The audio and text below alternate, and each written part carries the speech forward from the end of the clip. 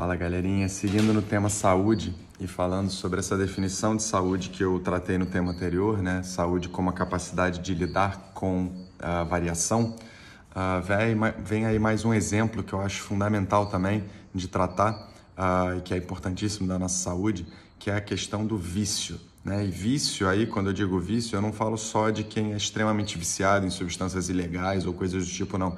Mas vício visto como a nossa incapacidade de se controlar diante das coisas do mundo, sejam elas substâncias, né, comidas, bebidas, drogas, enfim, relacionamentos, né? O vício é quando a gente, apesar de saber que a gente deve fazer alguma coisa, a gente faz outra, né? A gente perde o controle diante das coisas do mundo. E o que eu defendo é que isso também tem a ver com essa ideia de incapacidade de lidar com variação, né? E, portanto, voltamos aí a esse termo da saúde, né? Como essa capacidade de lidar com variação. Então, vamos lá. Que variação é essa que a gente não consegue lidar e, portanto, a gente perde o controle diante das coisas do mundo? É a variação do nosso sistema dopamínico, ou seja, dos índices de dopamina no nosso sistema. O que é dopamina? Dopamina é um hormônio, né? Uma molécula, na verdade, né? Um neuromodulador responsável pelo movimento do nosso corpo e por nos dirigir em direção a alguma coisa, algum objetivo, né? Por nos motivar, por nos tornar dispostos e a ir na direção de alguma recompensa, né? Para isso que serve a dopamina. É ela que nos tira da cama todo dia de manhã, né? Então, o que acontece? A gente tem um nível base de dopamina que está no nosso sistema e que é mais ou menos estável. Claro que ele tem flutuações ao longo do tempo, mas de modo geral a gente tem esse nível base e a gente pode receber picos de dopamina quando a gente se expõe a coisas que nós queremos muito, né? Ou que tem esse efeito aí no nosso corpo, né? Então, desde sexo, comidas, drogas, né, compras, enfim, relacionamentos, tudo isso altera e pode nos levar a picos de dopamina, certo?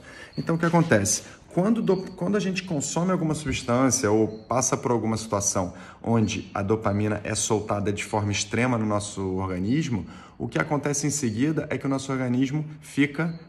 esse nível base de dopamina, ele cai, né? Porque a gente esvazia o nosso sistema, nossa dopamina. Ela precisa ser ressintetizada para voltar aos níveis bases. Então, sempre que a gente tem um pico de dopamina, a gente depois tem uma depressão e um vale, né? Onde a gente fica em maior nível de depressão, né? Então, todo pico de dopamina vem acompanhado dessa depressão. E o que isso quer dizer? Todo grande prazer, ele vem acompanhado em seguida de uma grande dor, né? Normalmente relativa ao quão prazerosa foi a experiência, né? E aí, ou seja, o que a gente está falando aqui? De uma variação, certo? E é justamente a incapacidade de lidar com essa grande variação, ou seja, eu estou lá em cima no prazer e de repente eu passo para um estado de muita dor, é a incapacidade de lidar com essa dor que leva ao comportamento viciado, ou seja, faz com que eu, não podendo suportar essa dor da depressão do pós-hit dopamina, tenha que incorrer de novo no comportamento, tenha que voltar para subir de novo, né? Então, se eu como um chocolate ou se eu cheiro um pó, né, eu tô lá em cima, depois quando eu caio sinto a dor da falta, eu não aguento essa variação, vou lá e preciso de novo do chocolate, do pó, do sexo, das compras, do que quer que seja, do relacionamento abusivo que eu tenho, enfim. Esse é o comportamento viciante. Então perceba como, em grande medida, o vício também é uma incapacidade de lidar com variações do mundo real. E aí, de novo, a gente volta àquela questão. Supor que saúde é estar em um estado de plenitude pura e simplesmente é uma forma de ver saúde infantil, ao meu ver, certo? A gente precisa entender que prazer e dor, são coisas da vida, assim como agitação e calma, assim como estresse e repouso, assim como alimentação e não alimentação.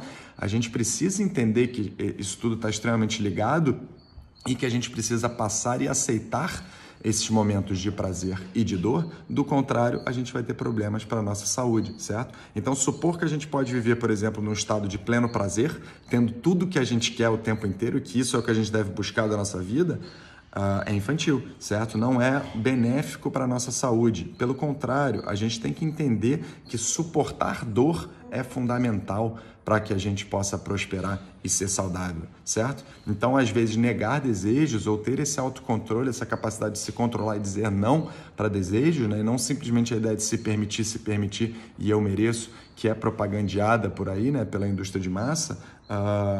É importante que a gente possa se controlar e que a gente desenvolva esse hábito de se controlar, certo? É fácil? Não é fácil, mas percebe que quando a gente começa a ver saúde de uma forma mais ampla, entendendo sobre os ciclos e sobre a necessidade de passar por momentos, estágios biológicos, né, e psicológicos diferentes, a nossa noção do que é saudável e do que não é saudável já muda bastante, né? Já começa a ficar bem mais concreta e bem mais madura, na minha opinião.